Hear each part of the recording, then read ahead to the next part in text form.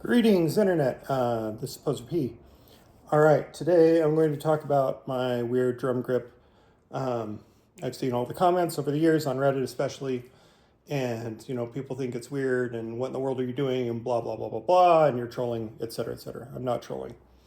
I'm serious about this stuff, believe it or not. So we're going to talk about the two, in this video we're going to talk about just two main strokes of the grip that I'm developing called tradsix. That's what I'm calling it at the moment anyway. Maybe I'll come up with a better name later, I don't know. The first one, so if you hold the stick, put the stick on the pad, put the thumb, so here's the American flag on my Vic Firth stick. This is a big thick stick for, good for practicing with, good heavy stick. I would recommend using a nice heavy stick to start and to continue practicing, as it'll help strengthen the muscles that we need to use in the hand in order to do this. So put the stick on the pad, put your fingers across, two in front, on top, two to the side, thumb underneath, lift, twist. Now you're in the grip. It's very similar to traditional grip. If I go over like this and twist, that's more or less your traditional grip stroke, right? Now, we're going to talk about the slap stroke. So the motivation here is, think about holding the stick like this and we're conducting music.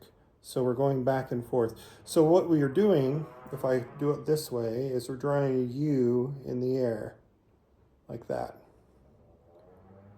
right? And when the stick rebounds, we're driving it a little bit to the side so that it'll bounce up the opposite way. So the stick's momentum will continue through. Now I'm in a weird position here so you can see it on camera, but the stick's momentum will continue through and bring you to the opposite stroke. So the strokes are opposite of each other. So for instance, when you're playing, say for instance, with a matched or with an overhand grip like this,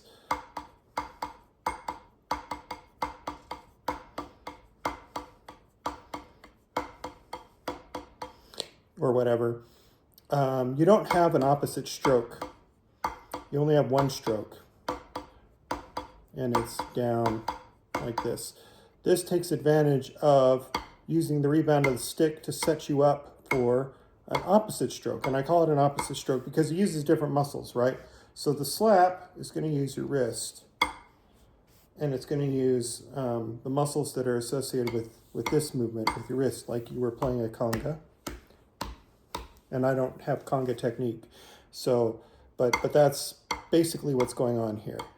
Now, when you do a slap, okay, again, we're holding a stick like this, you turn your hand over. Basically, think of this little hole right here as where you want the stick to sit. And so I like to kind of curl my first finger over, and that's going to control the stick more when we're doing the slap. So we have the twist, slap, twist, slap, twist, slap, twist, slap. And they lead into each other. And the idea, let me get my left hand involved here, is that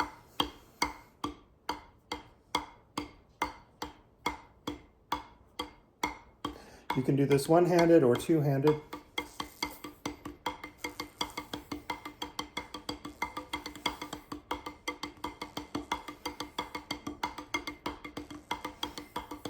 Now, the fun thing about developing a grip is it takes a really long time, right?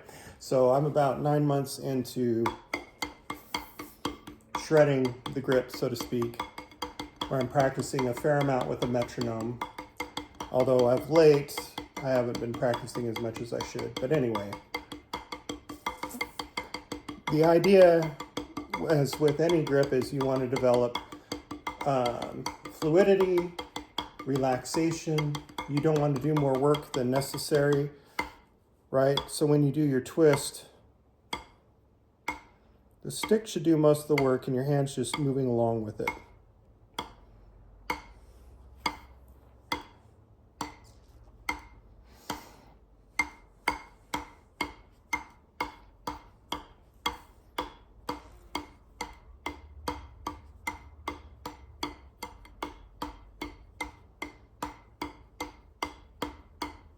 So that's the twist and the slap.